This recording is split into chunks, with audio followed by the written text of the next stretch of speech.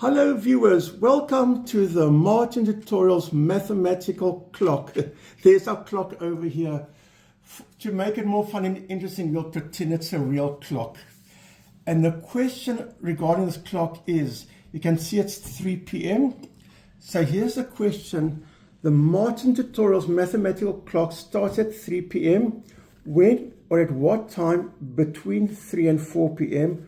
will the minute hand be directly above the hour hand? So what it's saying, here's 3 o'clock. When they're moving, the minute hand moves faster.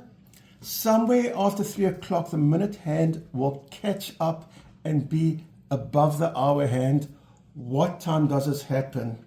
So what I'm going to do, I'm going to say, let M equal the minute location where the hands meet. Okay, so we're going to count M minutes to that point.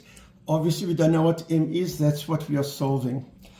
This minute hand will be M minutes from there.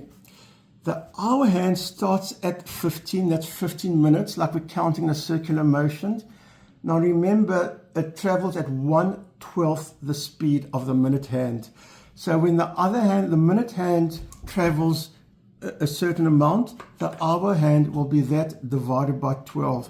So when the minute hand has traveled M minutes, the hour hand will travel M over 12.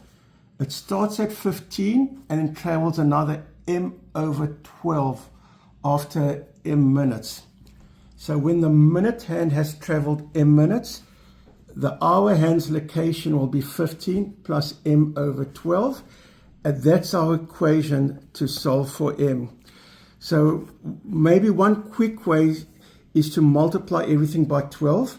And so there 12M equals, and 15 times 12 is 180. M over 12 times 12 is just M. See, it's an equal sign. If left is multiplied by 12, the right is multiplied by 12.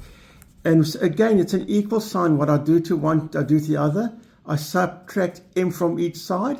If left equals right, left minus M equals right minus M. And we left that 11M equals 180. And the same concept again, we're dividing each side by the same amount. M is equal to 180 divided by 11. And there's a reason why I put a square around this, because I'm going to solve this question two other ways. And the other ways I'm going to reach this point and say it's the exact same as part one. So you can always come back to the rest. As a proper fraction, that's 16 and 4 over 11. That's 16 minutes and 4 over 11. That's a fraction of a minute.